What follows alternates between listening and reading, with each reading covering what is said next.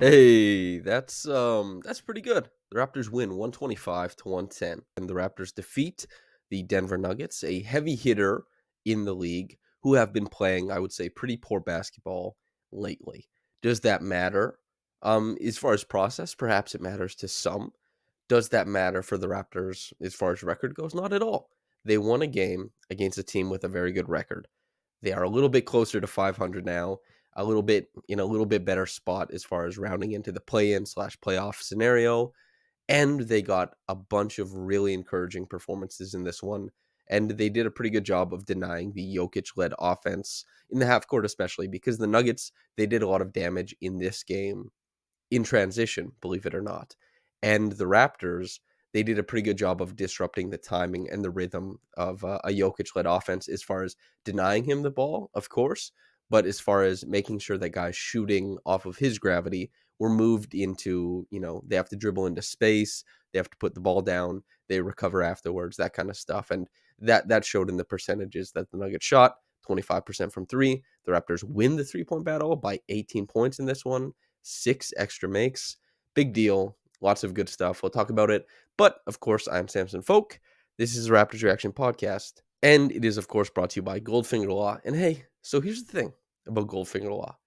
You only pay if you win. That means it's like, you lose. You didn't lose a thing, except for the court case, I guess, right? But I mean, you got to make your bones with that. You don't win them all. But at least you don't have to pay for it when you do lose. And then if you win, I guess you're just happy that you won. Something to chew on if you're interested. 416-730-1777.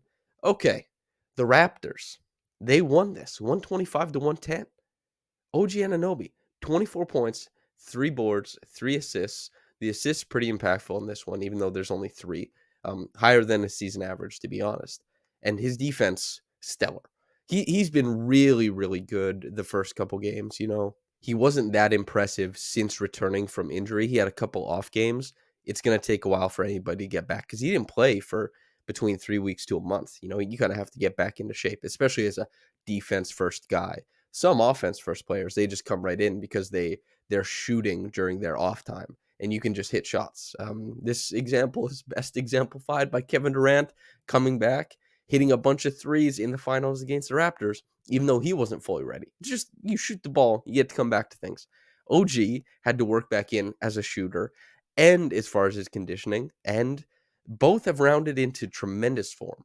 His shooting has been just tremendous lately. 4 for 8 from downtown in this one. He and Fred definitely carried the shooting in the starting lineup. That starting lineup has been awesome. They win a ton of minutes. And, no doubt they need the shooting of Fred and OG big time in this one. These guys, they combined for 60 points. That is no joke. 60 points is a super big deal. And especially on like uber high efficiency. OG shoots 71% from the field. Fred shoots 60% from the field. Jakob, he peppers in, double digits, 12 points on 83% from the field. Scotty, he goes 50% from the field for 18. Pascal, still in a string of bad games here. We'll talk about his process in a bit. 38% from the floor, 12 points. Not his best, but at least he's part of these good lineups. And despite having some off stretches defensively, he did play pretty good defense towards the end of the game. Off the bench, pretty modest as far as the performances off the bench, but at least, well, when we talk about who really won this game, you look at Jakob, it's plus 30, Scotty plus 24, Fred plus 21.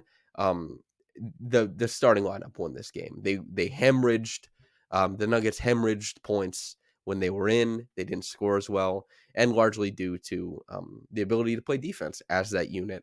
Having Pirtle tied into kind of rove off of guys, whether it's Aaron Gordon, and to make sure that the Nuggets, if they were going to take a shot from behind the line, the Raptors felt better about aggressive contests and making them put the ball down. Why?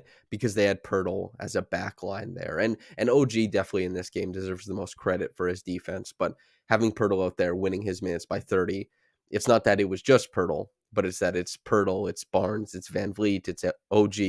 And in this one, not overall, but in this one, Pascal to a lesser extent. And so Gary, he has a little bit of scoring in this game. Precious, I think, has a really, really terrible stretch, so much so that they opted to go for playing Scotty as the backup 5 in this game, which I think is only something that the Raptors would opt to do against certain teams. The Nuggets don't play a backup center, so that's why this was more tenable in this game. And I thought Scotty did quite well in this role, although I don't think it's something that can work against 29 other NBA teams. You have to be pretty picky. Further on in his career, who knows what that looks like? If he's still growing, getting bigger, whatever that is. But yeah, I still want Jeff Delton playing those minutes, man. I really that's how I feel. I want Delton playing those minutes. Barton was pretty quiet. Boucher, man, he got a lob and a big one too. It was just a great finish on there. He has had some dunks this year, but the Raptors, for the most part, they find their way to a win in this game. Not even for the most part. They found their way to a win in this game, and they were good for the most part. It got a little bit, there's a 28-10 run that happened in this game that I think made everybody feel a little bit uneasy considering what happened the last time these two teams played, and understandably so. But the Raptors, they found their way. They got a little bit of scoring out of Pascal because they weren't playing Jokic. They had to play Gordon as the low man then. And then so what happens? Pascal gets mismatches on guys like KCP or Jamal Murray. He's able to score a couple times down the stretch. And that's really good because they needed his scoring at that point in the game to just stave off the Nuggets as they got closer and closer. The rest of the starting lineup checks in. The Raptors are able to pull away. Fred, in particular, down the stretch, just fantastic. In the early part of the game, I mean, Fred had a great first quarter, and so did Scotty, so did OG. But Scotty and OG, we saw the game against the Lakers where they combined for 63 points. You could sense a similar level of play from both of these guys in the early part of this game. Obviously, the ebbs and flows of the game dictated that it ended differently. It wasn't just Scotty and OG going nuts, but as far as the start of this game, they carried over their performances from Los Angeles to Toronto. And I think that they were both fantastic. Scotty, in some of these isolation possessions that he turns into bully drives, getting to the rim against smaller players. He had a guard on him typically. And also OG, as far as spotting up, being able to put the ball on the floor just a smidge. And then that one offensive rebound, right? Just skying up. And same with Scotty, right? One of the first plays he had of the game was going up for an offensive rebound. He and Jokic kind of looked at each other.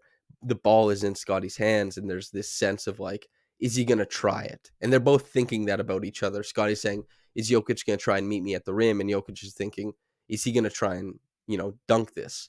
And Scotty, as he often does, he asks guys, metaphorically, ante up.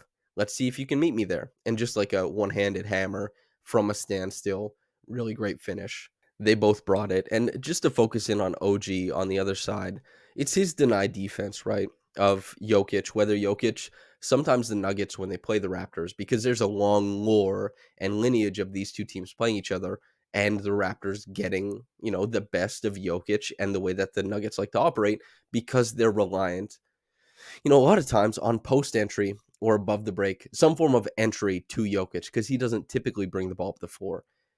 Sometimes the Nuggets, when they play the Raptors, they'll just have Jokic bring it up. And sometimes when they play other teams as well.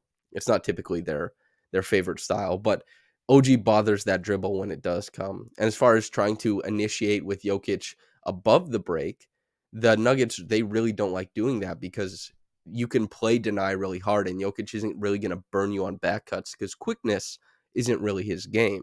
But if you go to post entries or, mid post entries, anything like that, the Raptors can kind of hang a guy in the passing lane without having too much penalty to the structure of the defense. And so the Nuggets, they're always trying to find a nice balance, and they have to be a little bit more, they have to have a little bit more ingenuity to try and get the ball to Jokic when OG is playing such great defense. And despite Jokic kind of sleepwalking to 28 points, 8 boards, and 7 assists on 77% shooting, that's an insane night. I mean, he's tremendous. He's in the MVP conversation, right? And for the third time, maybe the fourth or fifth time in his career, but the third time he could win it, right? And he's a fantastic player. But the Raptors, they continue to do a very good job of making that form of initiation very, very difficult. And they do that consistently against a bunch of teams. Anytime they had good games against Philadelphia, it was because they really complicated the post-entry aspect of the 76ers offense.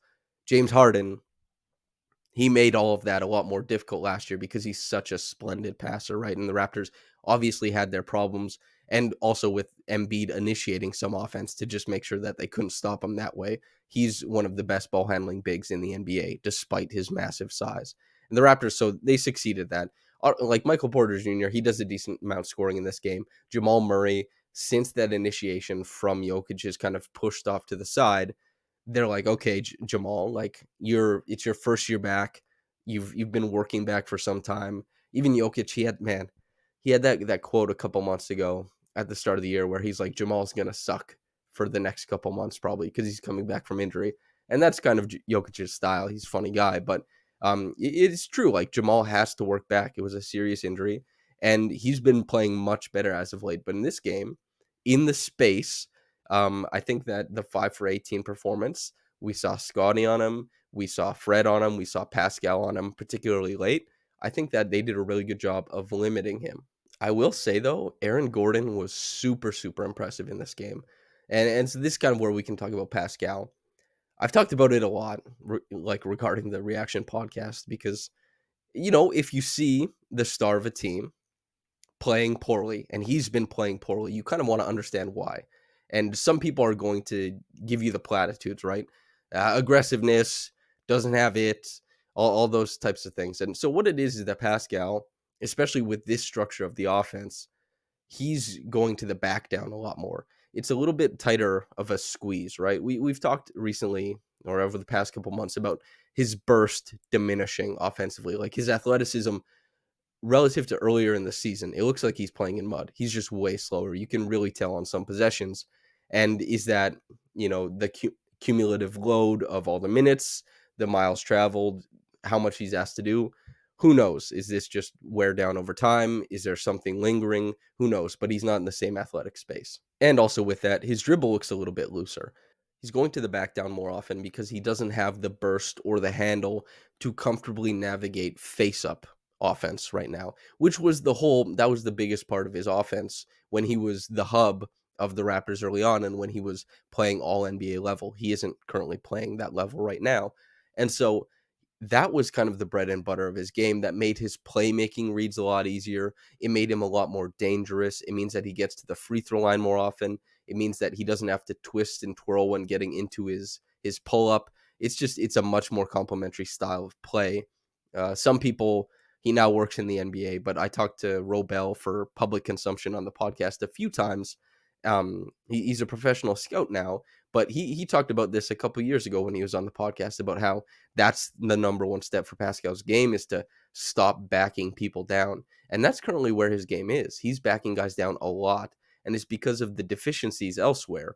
It's a lot harder to play make from a back down. It's a lot harder to draw fouls from a back down. It's harder to make shots from a back down. And so we're seeing like less efficiency. We're seeing less advantages created. And this is currently where his game is.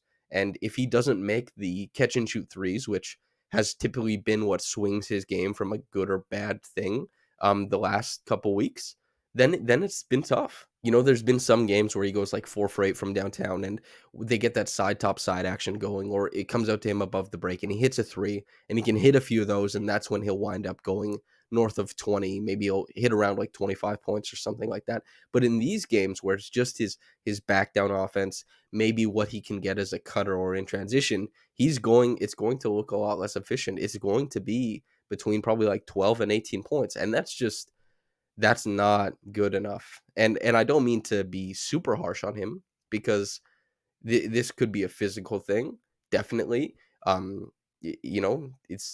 This is what he's out here to do. The team needs him, not tonight, obviously, but game over game. If they want to achieve something this year, his level of play needs to come back up. And the process currently has not been very strong. The process for Scotty, the process for OG lately has been so good, though. They're really, really using their physicality and their skills, I think, have really shown lately.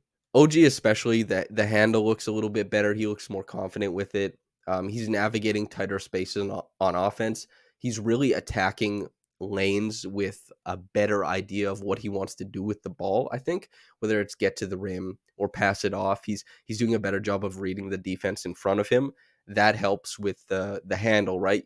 If you're less worried about your handle, you can do a better job surveying. And so I think that's a big part of this, but also just that he's so good on defense and he's hitting his threes. Scotty, he's done such a good job And I talked about this earlier that with Jakob Poeltl coming to the team, this makes Scotty's job the hardest on the team, I think, because he doesn't get the traditional ball handling opportunities that Pascal or Fred typically get. And the Raptors, they ask a lot of their guys who take up the ball handling opportunities, of course, but they also sometimes do give them some help in the terms in, screen help and stuff like that. And Scotty has to try and fit into a team that doesn't shoot the ball very well. They did tonight, for what it's worth, shooting 40%, but he has to try and fit in night to night with less spacing. The fact that he doesn't shoot well, and he's also not getting a ton of the ball. He's done, whether it's getting on the offensive glass, bring up the Raptors' pace offensively, but when he does get the ball or pushing in transition, even some of these little, possessions he gets on these post ups, taking advantage of whenever he touches the ball, and he's been so good at doing that. So like, kudos to you, Scotty, and kudos to OG. But really tonight, it was Fred who led the offense and did a fantastic job doing it. 36 points, 7 assists. He had 3 steals too. And Nick mentioned after the game that Fred called a really good game. This is something that's a little bit underrated in the NBA currently because so much of the league, there's so much motion offense going on, and there's when it's teams like the Phoenix Suns who you can tell they run like a very strict, structured offense, you can kind of lean in a little bit more to say like, oh, plays are being called here, and that has something to do with Monty Williams, obviously, and something to do with Chris Paul. But as far as the Raptors playing their style, it's really important that they have guys out there to direct traffic and to make the right calls, because even in a motion offense, there is still a slight structure to adhere to, and motion strong, motion weak, under, making those choices of where to go, where to cut based on who you're sharing the floor with, even though it's a read, is really, really important. And knowing, like, do you set the Chicago action above the break because you know that there might be a pass like on the baseline? Who knows, right? There's lots of stuff that you can do to manage the game and the structure of the offense.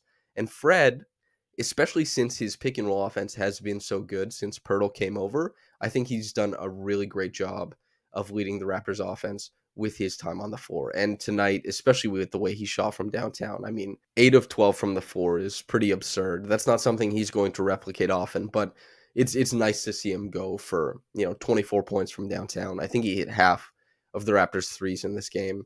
Actually, over half, probably, right? Like, if the Raptors hit 12 threes in the game, he hits 8. That's more than half. Quick math. Anyway, I thought he was great in this game. The Reggie Evans Award, I want to give it to OG. It is not an easy thing to battle with Jokic all night, and he was out there, man, battling for a lot of the minutes that Jokic was out there. Some other times you saw Siakam on him. There's never going to be just one guy all the time, especially outside of the playoffs where a lot of stuff is happening. But as far as hustle, Reggie Evans Award, that's OG for me. Top quick reaction comment is from Lolek. Quote, totally agree with your grading this evening. Okay, so we got to read through all the grades. I won't give any reactions to the grades, but Makai Bruce, the little superstar of Raptors Republic, he gives OG an A plus, Pascal a C, Jakob an A, Scotty an A minus, Fred an A plus, Gary Trent Jr. a B minus, Chris Boucher a B minus, Precious Achua a C minus, Barton a C, and Nick Nurse an A. Okay, so I love the quick reaction. I love them because they're cannon fodder. Like, there's a write up next to all those grades, and the write ups don't have to be something you agree with, but it's very hard to just look at a game and then give every player a grade. If you ask the coach, you could ask the coach right after a game, like, hey, grade all of these guys. They would be like, that's insane. I couldn't possibly do that. You're not going to learn anything. And I couldn't possibly hand out 12 grades or like 10 or 11 grades, right? And so this is a fun thing that Raptors Republic does. And people love it because it's like, you get to look at a letter grade and you get to react to it. And a lot of times the reactions are not good. People get upset. That's why it's cannon fodder. And so the people who do the quick reaction, having done many of them myself, I just think it's awesome because people like it on the website, but also it generates like, I've never had a negative reaction. I read Raptors Republic before I started writing for Raptors Republic and talking for Raptors Republic, and I was somebody who I commented on the site, occasionally, but only ever positive things. That's my commenter's profile online.